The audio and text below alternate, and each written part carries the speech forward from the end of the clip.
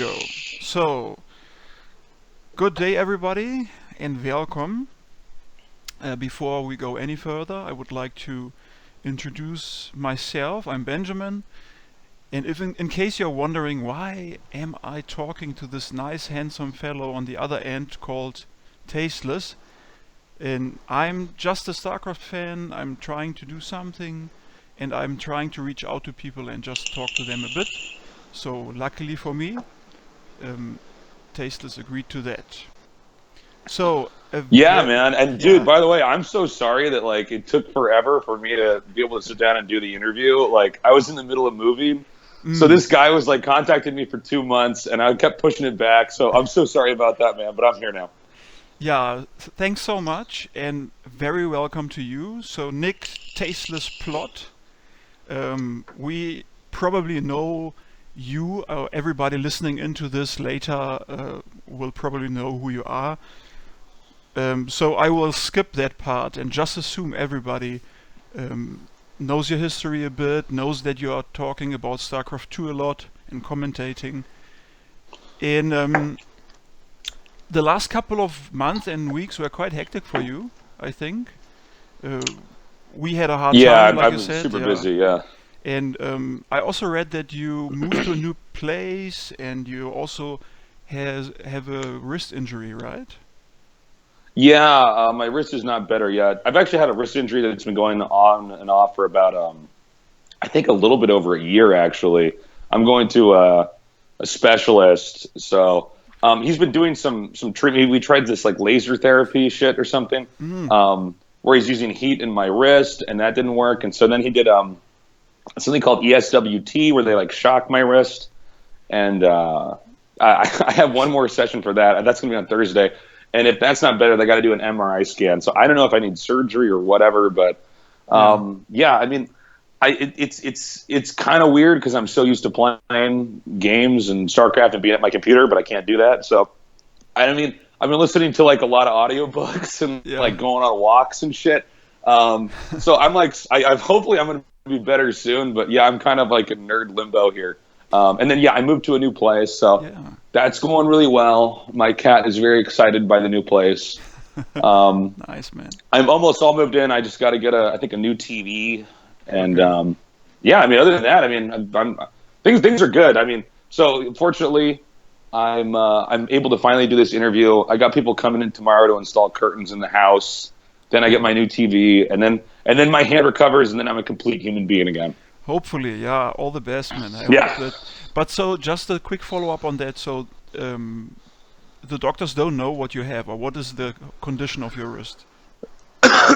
Um, the main problem was it's in my right hand, and Okay. it's in the kind of the base of where the thumb is, the index finger, and the middle finger. Um, Mm. so it's a repetitive stress injury, which I got when I was playing StarCraft 2. And then I think I basically got better, and then I I took a yoga class. Okay.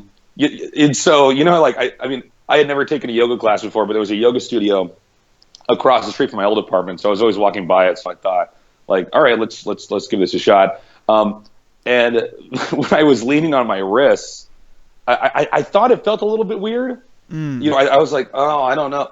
When I was doing the class, and then the following day, the StarCraft One, what is it like the test servers or whatever for the up and coming remastered Mm. Mm. was out, and I was playing that, and then like within an hour of playing that, I'm like, oh shit, I have fucked my wrist up again. Oh man. So yeah, so I'm still waiting and seeing when that's going to get better, but it's like. I mean, that's all I can do is wait and keep going to this doctor. This is Mm. the doctor that has treated a bunch of StarCraft pro gamers and Okay. Cool. Overwatch pro gamers. So I got the connection. So I'm in good hands. Yeah. Hopefully, literally in good hands. Yeah. Yes. Literally. Yes. Cool. Oh man. Yeah. I hope you get better soon because big stuff is coming up, like you said, the Broodwar stuff. But we will come to that a bit later. Um, I'm curious about, you agreed to this interview and you also said you prefer audio and video stuff. Any particular reason for that? Oh well, I was only interested in doing an audio interview because I've had interviews where people send in a bunch of questions, and I got to write them out, write out the answers, which I find that to be more time consuming. And then also I can't write because I have my wrist, so I can't type anyways. So it would have to be audio or video. Okay. And we're doing audio right now because I just woke up over here, so I'm not camera ready right now. So I'm walking around my house without a shirt on. I'm making myself some tea right now. Good. Are you still smoking? No, I quit smoking. Let me see. I think I quit smoking maybe like 2.5 years ago or something like that. Seriously? I do use a vaporizer. Oh, okay, yeah. So that's for people that don't know what that is. That's like water and nicotine, and some vegetable oil that allows the nicotine to connect to the water. So I use that. Okay. I mean, I think I have cheated like a couple times where I'll have like one cigarette, but no, I mean, I don't smoke anymore. Cool. That's good, man, because I was following up on some of your interviews over the last couple of years when I prepared for this interview, and I remember obviously the big one was Real Talk 3 or 4 years ago. With Oh JP, yeah, with JP. And I remember you asking him about the smoking, and I think you were still living in another place there, obviously. And yeah, I always remember also you talking to Artosis about it during the casts. I think he making fun of your very healthy lifestyle and stuff like that. So yeah. So basically, I used to only smoke. I used to only smoke casually, and then so that was like in college. I'd smoke casually, and then in between StarCraft 1 and StarCraft 2, so I had a StarCraft 1 show called the GOM TV Avertech Intel Classic, and I did that for 3 seasons, and that ended up getting canceled, and then I didn't have any money, so I had to live with one of my friends out here in Korea. I was like sleeping on his floor, and he was a smoker, and so I was like stressed out and like broke and stuff. So like he was having cigarettes tonight, and I was having cigarettes, and then by the time I got out of there, I'm like, oh fuck, I'm a smoker now. And then the GSL started up. But I was like pretty stressed about that because it wasn't clear that that was necessarily going to work. They were not that sure that foreigners were going to watch the show. So then I was basically in the habit of smoking during that period. And then, you know, obviously when things started to work out, then I'm like, okay, I got to quit this shit. Understandable. Very good. I'm a long time smoker, and but I quit also a couple of years ago. So I'm with you on that. Yeah.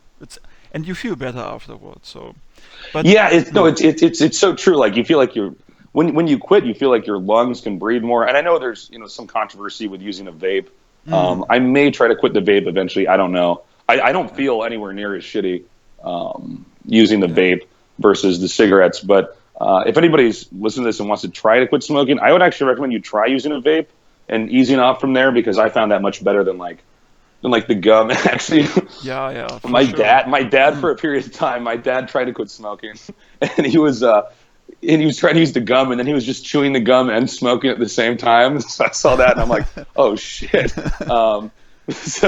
So yeah, I found and I know a couple other people that have used vapes to try to ease off of cigarettes as well. Yeah. So I stand by it. Yeah, I think it can help. Yeah. So after this quick sidestep, let's talk a bit StarCraft, man. Obviously, that's the one thing that we can surely say you're an expert on. I hope so. I better be, yeah. No, definitely. And I mean, we all love that game. Hopefully, everybody listening in later. So, the GSL concluded this weekend, and there was a huge finals, and it was a quite exciting finals. Gumio won it, and also the next weeks are packed with WCS events and all that stuff leading up to the big BlizzCon. And so on the one hand, for me as a fan, there's lots of content, lots of stuff going on, but still, when you lurk maybe in Team Liquid or other forums, still the talk is on about a dead game. So oh yeah. I first would like to ask that fucking meme, yeah. yeah. I mean, yeah. I was thinking about bringing it up, but I feel it's it's kind of the two sides of it. On the one hand, we get this amazing finals, for example, and we get a lot of other stuff, and then still people are complaining. So, in your opinion, the state of the industry in general, so the professional scene and the industry regarding StarCraft 2, how do you feel about the direction that it is going? Is it positive, negative? What can you say about that? So, I mean, I think like in regards to the dead game thing, I mean, on some level, that's a meme. Mm. You know, I think in some cases it's used where people would think that the game is actually in a bad state, and in other times it's people memeing about it to make fun of the fact that people meme about it. So, I mean, there's that there. I do think that, and this is kind of sad to say, but I feel like a large amount of the people that are in love with StarCraft have a massive inferiority complex, where like if their game's not the biggest, they're somehow nothing. And you'll see this kind of as a symptom of people when they talk about, is it even worth it to try to learn StarCraft? Is it too late? Mm-hmm. And I mean, this is the oldest esports franchise that has by far been the most stable. So, I mean, yeah, of course, it's like for StarCraft Remastered, do you want to learn that? Absolutely. It's a great game. It's going to make you smarter. It's very rewarding. And for StarCraft 2, yeah, man. I mean, there's a great meta out right now. You can learn it. You might not win a GSL, but that's okay. Like, you know, you can. It's okay. You can try it out. You go on the StarCraft 2 servers. You hit find game. You have a game within seconds. Yeah, I mean, I think the thing is people love the game so much, but they've kind of become. I think, and you know, by the way, so I don't know. I'm assuming a lot of people that are listening to this interview probably started following StarCraft 2, not StarCraft 1 initially, but this has been going on since like 2003. Like on Team Liquid, where people are like Broodwar is gonna. I don't. It's like it's a little bit weird. Like let's say that, you know, if StarCraft 2 is a conventional sport, maybe it lands somewhere where tennis is or golf or something, right? You know, is it the NFL or like FIFA soccer?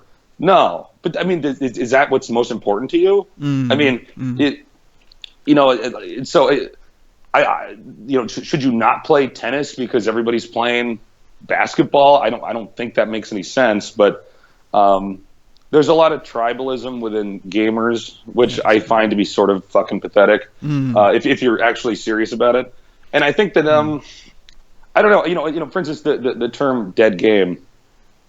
That is such a hyperbolic statement, right? Dead. I mean, dead would mean there would be no servers up, right? There would be no game. So, you know, when people talk about the game dying or it's dead, I'm like, I don't know. You know, and the weirder part about that is that it's backed by Blizzard. Blizzard, first of all, is a very successful game company. It basically is the most successful. It's like Blizzard, Nintendo, I guess Valve. Those are the most successful companies in the world. And I mean, I'm fortunate enough that I'm able to go and talk to Blizzard in person, so I know what their intentions are. And yeah, they're absolutely going to support the game. I mean, they have a lot of reverence for StarCraft. They kind of look at that like that's their like Beethoven, like Mozart, like work of art, and they have a lot of pride for it. So it's supported, but I mean, I think at the same time, you got these people that say, you know, the game's dying or they're concerned about it. That does come out of a place of love, so I appreciate that as well. I hope that answer was not too rambly. Sorry. No. It's I'm happy because I was curious exactly about that thoughts that you are mentioning now, and obviously I have my own opinion on it, but today it's about your opinion, but I agree in many ways. I feel that we are selling us short if we talk about viewer numbers or whatever. The quality of the game and the quality of the community and the scene and maybe even the industry is still very, very healthy in a way.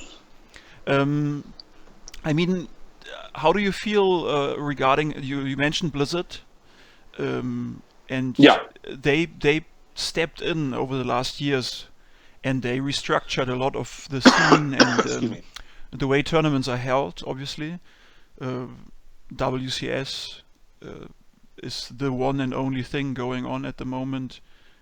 or let's say it's an overwhelming arc of everything. Um, do you feel that this will be able to go on a couple of years, or yeah, can you maybe give us some insight what Blizzard is planning?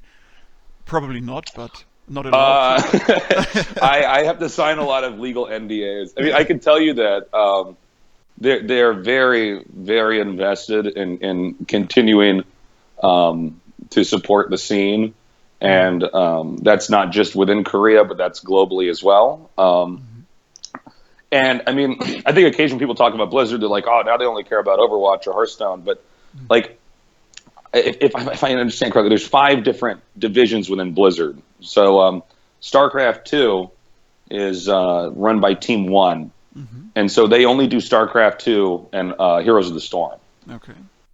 So the people that, I mean, by the way, there are people in that team that just focus on StarCraft 2. And there are people that just focus on Heroes of the Storm. So they have like people, and a lot of them, by the way, that are just, like I've been on the Blizzard campuses. They have a building, okay? And this is where, the decisions are made, and they try to balance test stuff and try to figure out the best ways to run esports events. So, I mean, I think occasionally people only assume that what's happening is what they see on camera.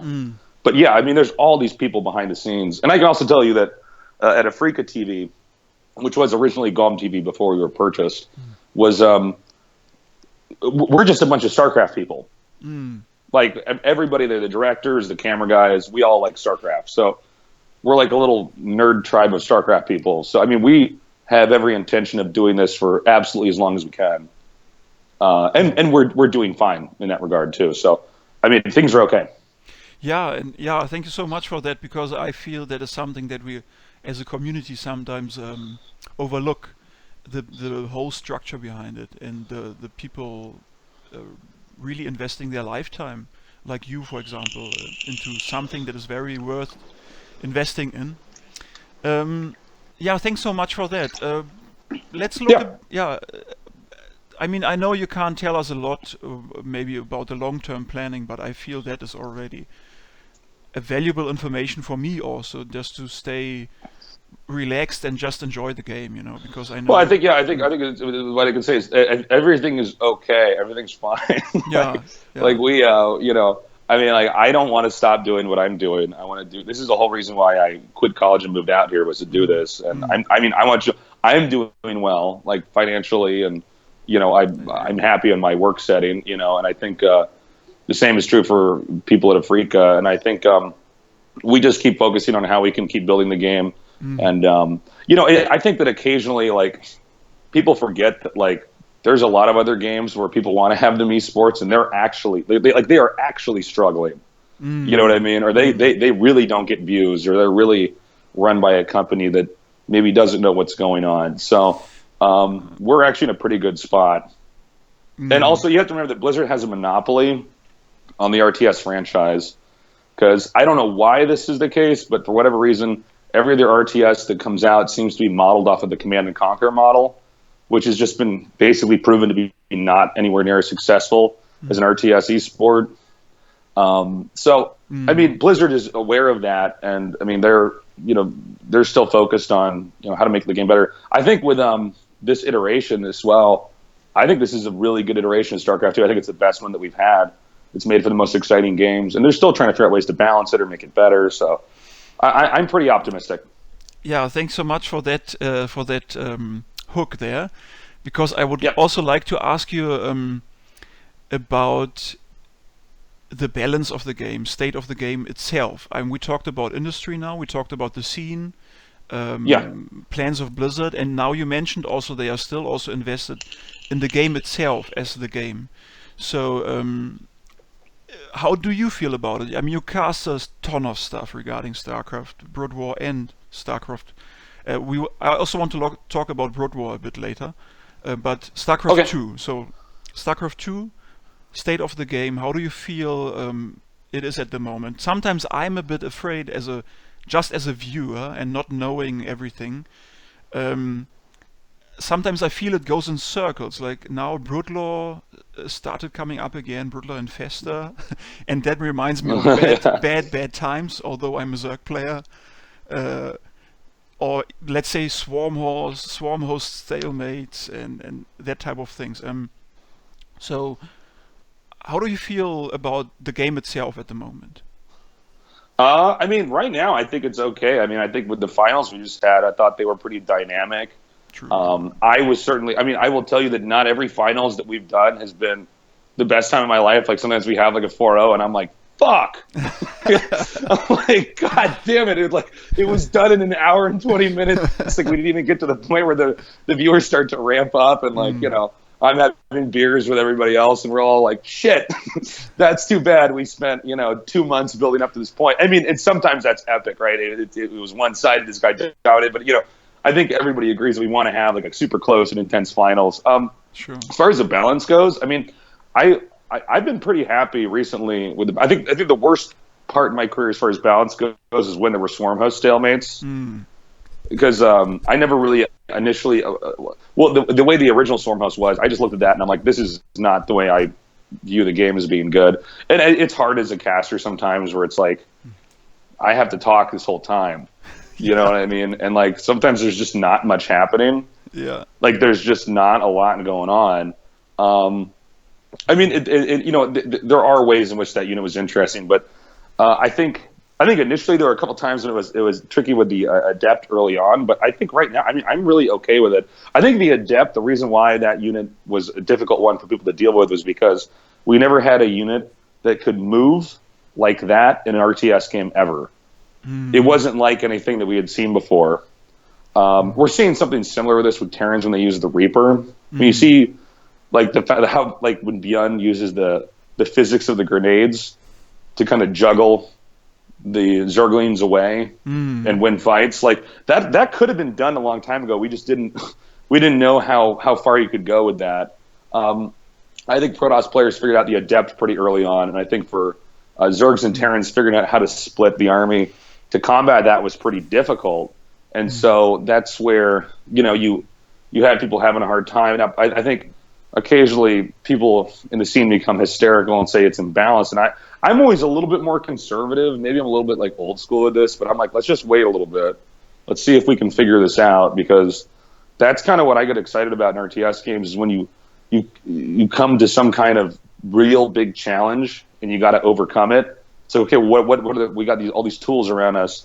How do we stop this in the game? There's got to be a way. There's got to be a way, because I came from Broodwar where there was like a few patches in the first year, and then it was just that was the game, right? So I'm used to being in the same iteration of the game for years and years and still learning stuff. So for me, I always just want to watch and see people keep training and seeing what they can do rather than people lobbying online to get their race fixed.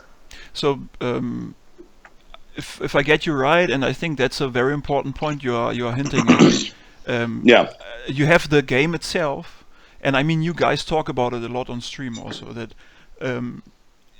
but the game has to be figured out by the players, and right. That has an impact on the balance at the end of at the end of it, and it's an ongoing process also because the maps change and players develop, new players come to the scene, maybe figure out something else. So these are all also points that have an impact on balance at the end of the day. Right. Yeah. So, and I mean, we're all still learning. I mean, that's kind of like that is part of where I get the joy from my job from is like just kind of watching and trying to learn and try to figure out what's going on.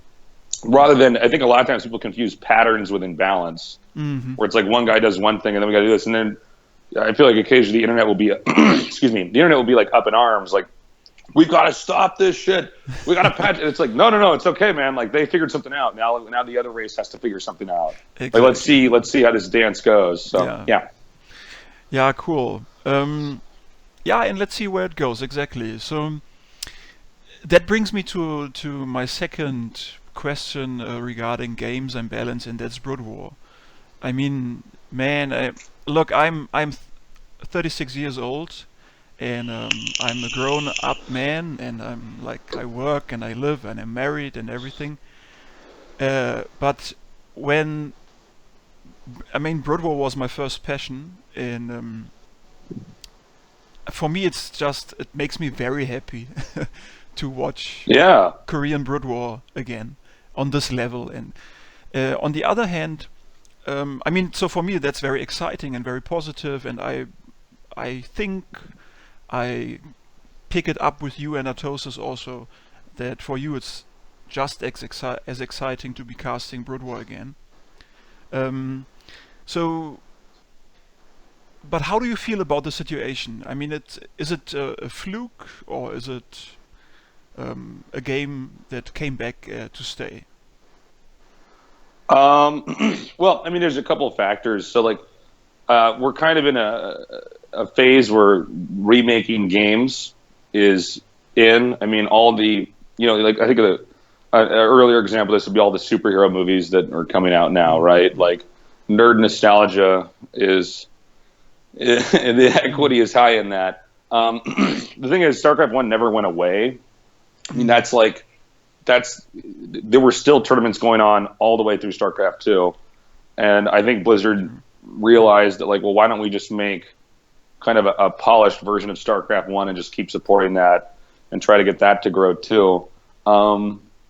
I can tell you that we've been very, very pleasantly surprised by the non-Korean viewership that we've gotten for the StarCraft 1, like the ASL, for instance. Excuse me, I'm burping in the microphone. Sorry. Sorry, guys. I just woke up. Okay, I'm like still trying to become a human here.